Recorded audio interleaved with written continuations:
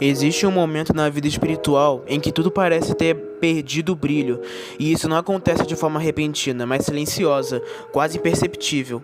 A oração que antes era um encontro vivo se torna uma repetição de palavras bonitas. A leitura da palavra que antes confrontava e transformava passa a ser apenas uma leitura sem impacto, e aquilo que um dia foi uma paixão intensa por Deus se transforma em uma rotina fria e mecânica. Não é que você deixou de acreditar ou que decidiu se afastar conscientemente, mas aos poucos, em pequenas escolhas diárias, você foi se acostumando a viver distante daquilo que um dia foi essencial, trocando presença por hábito, intimidade por aparência e relacionamento por religiosidade. Voltar ao primeiro amor não é apenas uma decisão emocional ou um momento de arrependimento passageiro. É um confronto profundo e muitas vezes doloroso com quem você se tornou ao longo do caminho. É olhar para dentro de si mesmo, com sinceridade, sem máscara, sem justificativas e admitir que em algum ponto da caminhada outras coisas começaram a ocupar o lugar que sempre pertenceu exclusivamente a Deus. São distrações que parecem pequenas, pecados que foram sendo tolerados, prioridades que foram sendo invertidas e quando você percebe aquilo que era central se tornou secundário. A chama não se apagou de uma vez só. Ela foi sendo negligenciada, abafada lentamente até que o fogo que antes queimava com intensidade se tornou apenas uma brasa quase imperceptível. O primeiro amor não era perfeito, mas carregava algo que hoje talvez esteja ausente: verdade, intensidade e entrega. Havia fome genuína pela presença de Deus, havia sede pela sua palavra, havia um desejo sincero de agradá-lo, acima de qualquer outra coisa.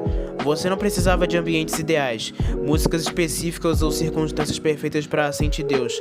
Bastava um momento, ou uma oração simples, ou um coração disponível. Hoje, porém, talvez seja necessário muito mais esforço, muito mais estímulo externo, e ainda assim existe um vazio que nada parece preencher. E isso revela algo sério. Não é o ambiente que mudou, é o coração que se distanciou da fonte.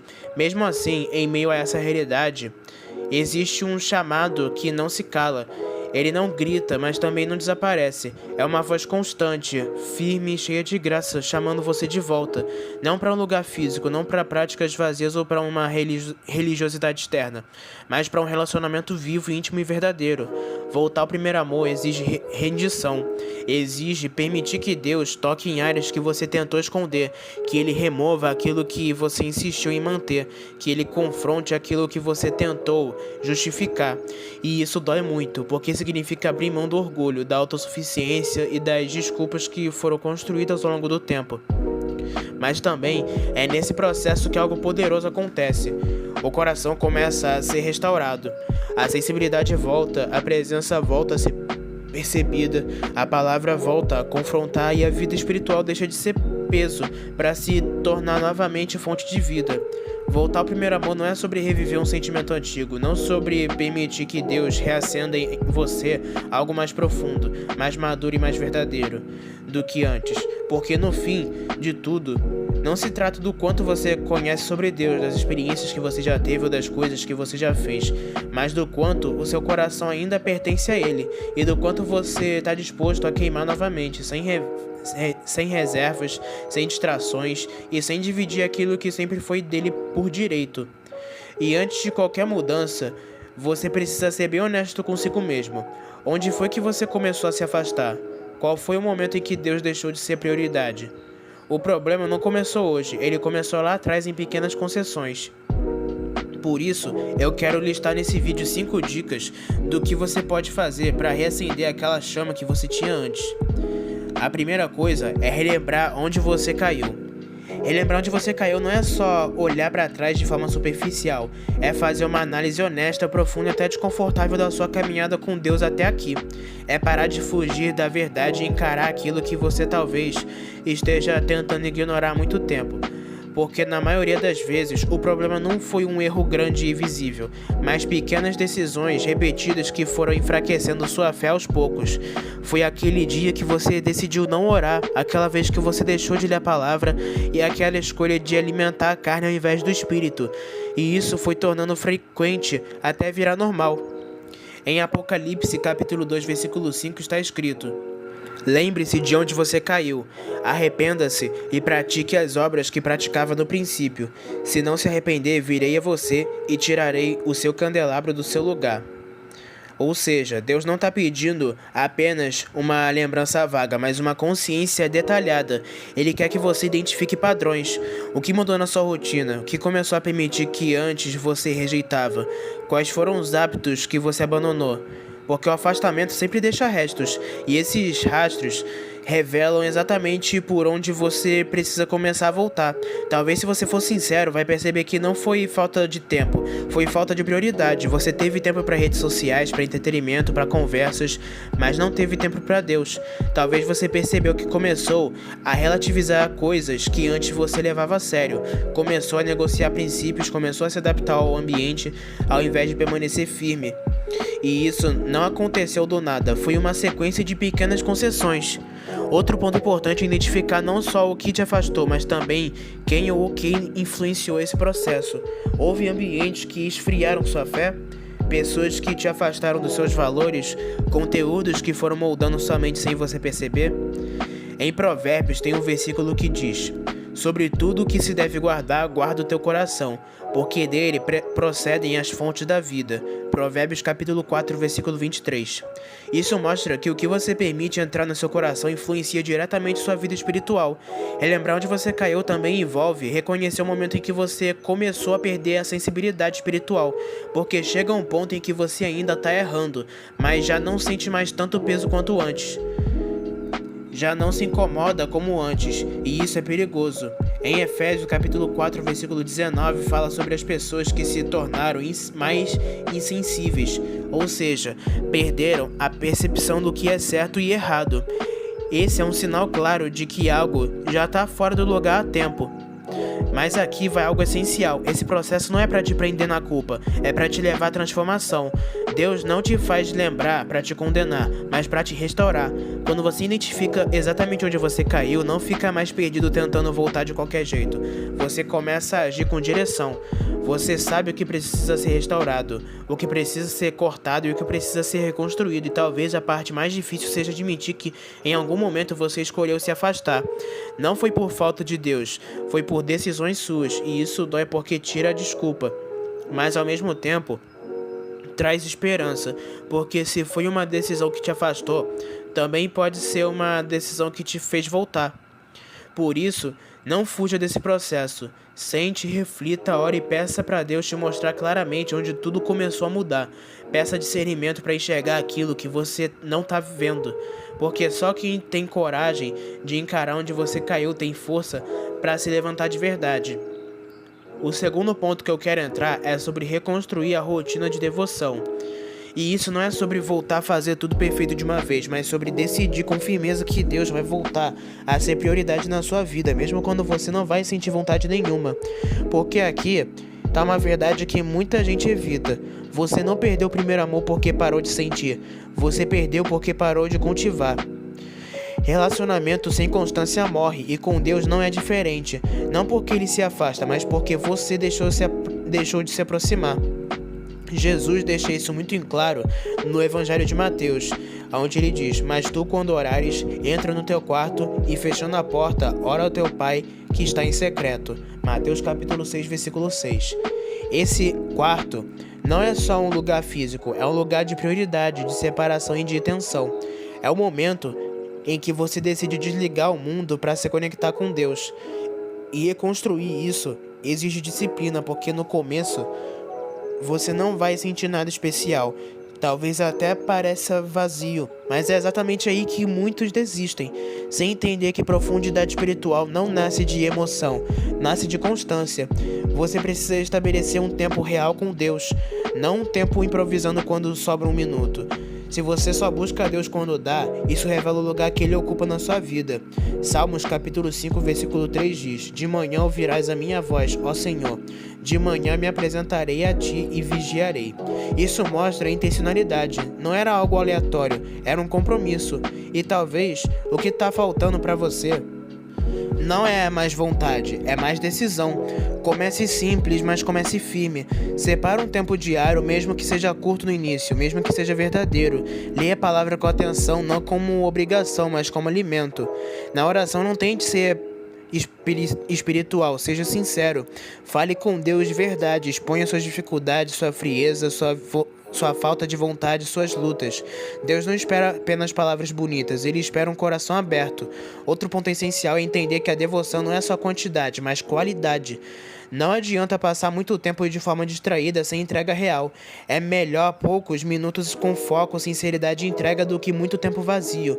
E conforme você for sendo fiel no pouco, Deus vai te levar ao muito. A intimidade cresce com o tempo, não de um dia para o outro. Além disso, você precisa aprender a proteger esse momento. O mundo vai tentar roubar sua atenção o tempo todo. Celular, redes sociais, distrações, cansaço, tédio, desânimo. Sempre vai ter algo mais fácil do que buscar a Deus. Mas a questão é, você vai ceder ou vai resistir? Em Gálatas capítulo 6, versículo 9 está escrito: "E não nos cansemos de fazer o bem, porque seu tempo ceifaremos, se não houvermos desfalecido." Isso também se aplica à vida espiritual. Persistência gera fruto. E talvez uma das coisas mais importantes, não baseie sua devoção no que você sente no dia. Tem dias que você vai sentir vontade, tem dias que não. Tem dias que você vai ser leve, tem dias que vai ser mais difícil. Tem dias que vai ser difícil. Mas se você só busca quando sente, você nunca vai construir algo sólido. O primeiro amor não é sustentado por emoção, é sustentado por fidelidade. Com o tempo, aquilo que parecia seco começa a ganhar vida de novo. A palavra começa a falar com você de forma mais clara. A oração começa a fluir, a presença de Deus volta a ser perceptível, mas isso não acontece por acaso. Acontece porque você decidiu permanecer, mesmo quando não era fácil. Reconstruir a rotina de devoção é, no fundo, reconstruir o relacionamento com Deus. E relacionamento não cresce com intensidade ocasional, cresce com presença constante. O terceiro ponto que eu quero entrar com vocês sobre é o arrependimento real, que é uma das partes mais difíceis e ao mesmo tempo mais necessárias no processo de voltar ao primeiro amor, porque ele exige algo que muita gente tenta evitar, que é o confronto interno. Não é sobre admitir que errou, é sobre encarar o próprio coração sem desculpas, sem justificativas e sem tentar suavizar o pecado. A gente vive num tempo em que tudo é relativizado, onde as pessoas tentam dar nomes mais leves para o erro e não pesar tanto na consciência, mas diante de Deus, pecado continua sendo pecado.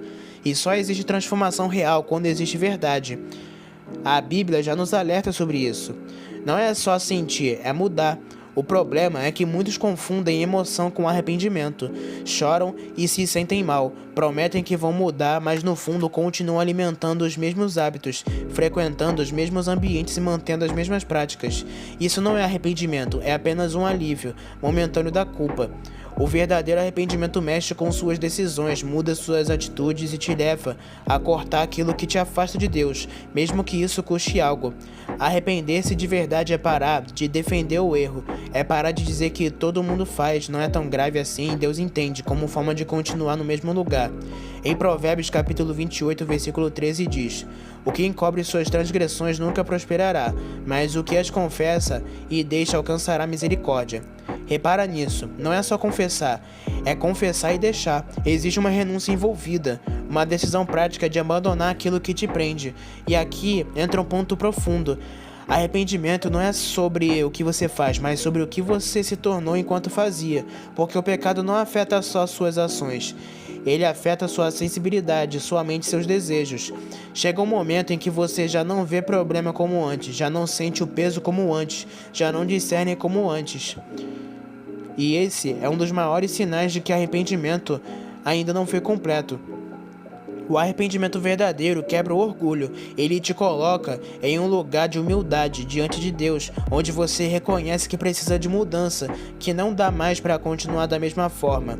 Em Salmos capítulo 51, versículo 17 diz: "Um coração quebrantado e contrito, ó Deus, não desprezarás." Isso significa que Deus não rejeita quem chegar com sinceridade, sem religiosidade, apenas com o coração disposto a ser transformado, mas é importante entender que arrependimento dói. Dói abrir mão de certas coisas, dói cortar hábitos, dói se afastar de ambientes ou até de pessoas, reconhecer que você estava errado. Só que essa dor é diferente, ela cura. É uma dor que liberta, que limpa, que restaura, que cicatriza.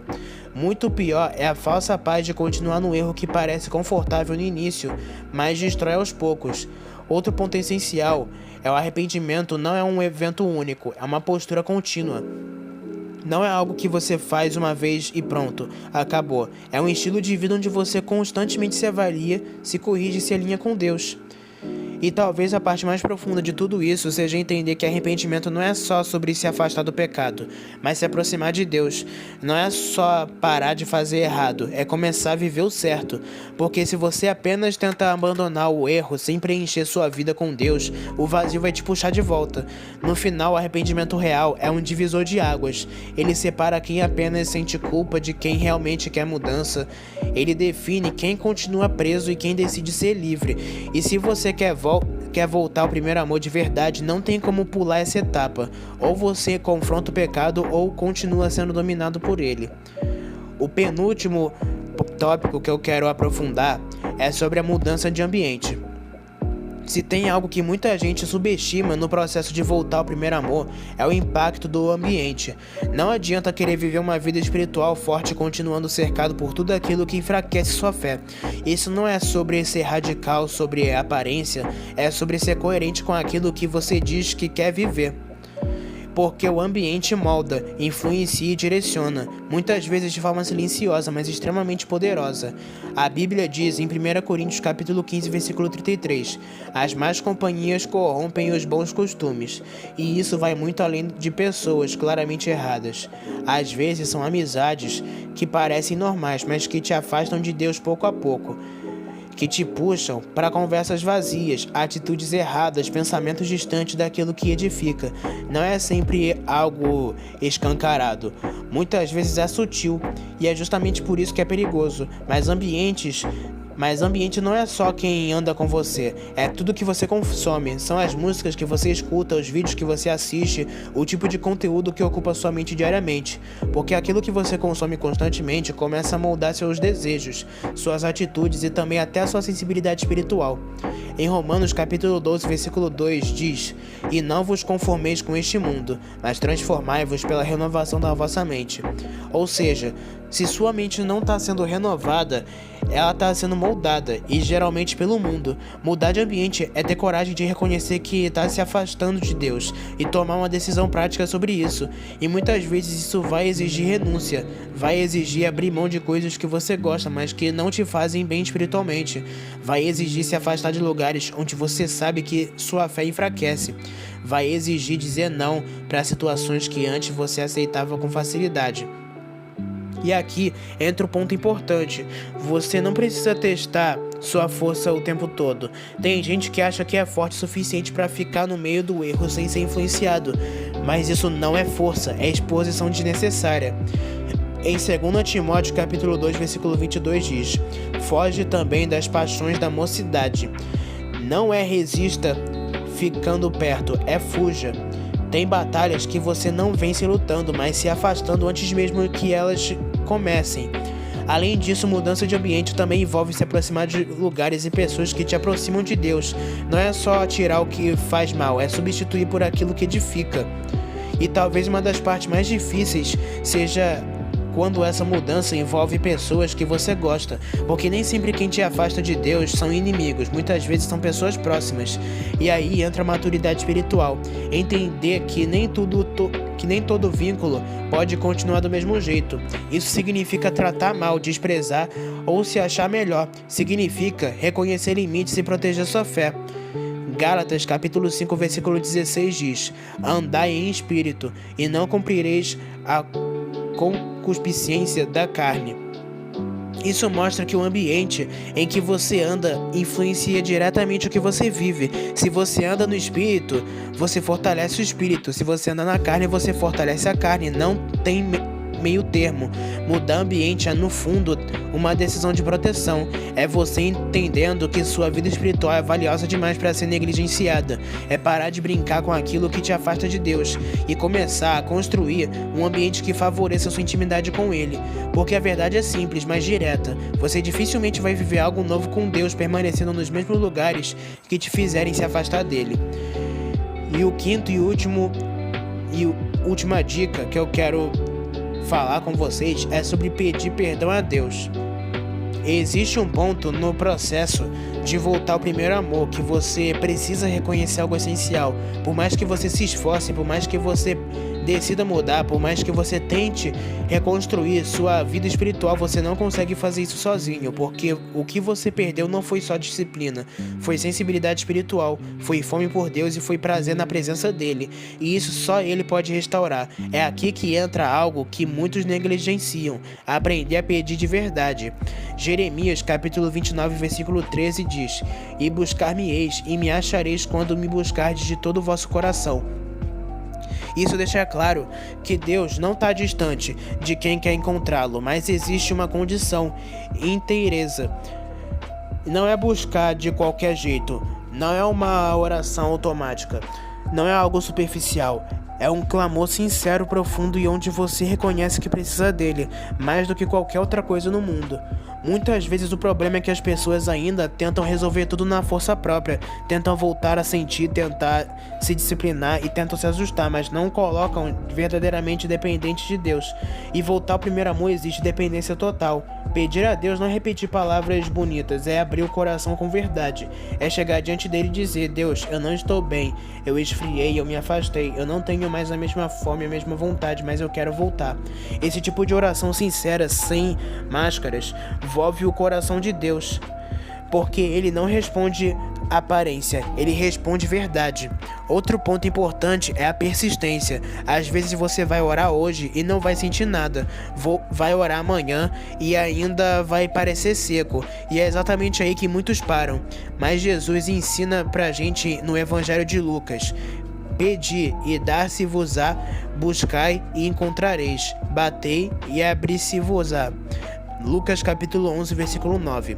Existe uma continuidade nisso. Pedir, buscar, bater não é algo de um dia só, é uma prática constante. Deus trabalha em processos, ele vai restaurando aos poucos, moldando seu coração e ajustando sua mente, reacendendo aquilo que foi apagado. E quanto mais você busca, mais sensível você se torna. Quanto mais você pede, mais você reconhece sua dependência. E isso é fundamental, porque o primeiro amor não é sobre intensidade emocional, é dependência profunda. Além disso, pedir a Deus também envolve entregar o controle. Muitas vezes queremos voltar, mas do nosso jeito, no nosso tempo, sem abrir mão de certas coisas. Só que Deus não trabalha assim. Quando você pede, você precisa estar disposto a obedecer, precisa estar disposto a deixar ele mexer no que for necessário, mesmo que isso envolva mudanças. Salmos capítulo 37, versículo 5 diz: entrega o teu caminho ao Senhor, confia nele e ele o fará. Isso mostra que não é só pedir, é confiar e entregar. É dizer: Deus, faz do seu jeito, mesmo que não seja confortável para mim. E talvez uma das coisas mais bonitas nisso tudo é que Deus não ignora quem quer voltar, em nenhum momento. Apocalipse capítulo 3, versículo 20 diz: eis que estou à porta e bato. Se alguém ouvir a minha voz e abrir a porta, entrarei. Ou seja, ele já está perto, ele já está chamando. O que falta muitas vezes é só você abrir essa porta. E no final, pedir a Deus é reconhecer que você precisa dele mais do que imagina. É abandonar o orgulho espiritual e assumir uma posição de dependência. É parar de tentar resolver tudo sozinho, aquilo que só Deus pode restaurar. E quando esse pedido é sincero, a resposta vem. Talvez não do jeito que você espera, nem no tempo que você quer, mas ela vem, porque Deus nunca rejeita um coração que realmente quer voltar. No fim de tudo, voltar ao primeiro amor não é sobre tentar recuperar uma sensação perdida, mas sobre decidir, de forma consciente e radical, que Deus vai voltar a ocupar o lugar que antes deveria ter deixado. Não é um caminho fácil, não é instantâneo, e nem um lugar que você nunca deveria ter deixado. E nem sempre é confortável, mas é necessário. Porque viver sem essa conexão com Deus pode até parecer normal por um tempo, mas no fundo sempre vai existir um vazio, uma falta, algo que nada consegue preencher. Você pode tentar substituir com distrações, com hábitos, com outras prioridades, mas nada vai ocupar o espaço que foi feito para Deus. E a verdade é que quanto mais tempo você fica longe, mais você corre o risco de se acostumar com uma vida sem intensidade espiritual, sem sensibilidade, sem presença. E esse é o maior perigo. Não é só se afastar, é se conformar com o afastamento. Mas ainda dá tempo. E isso precisa ficar muito claro. Ainda dá tempo de voltar. Não importa o quanto você se afastou, não importa quantas vezes você falhou, não importa quão frio você se sente agora. Deus não mudou. Ele não desistiu. Ele não se afastou. Ele não fechou a porta para você. Pelo contrário, ele continua chamando, continua esperando e continua disposto a restaurar tudo aquilo que foi perdido. E talvez a pergunta mais importante agora seja: você realmente quer voltar?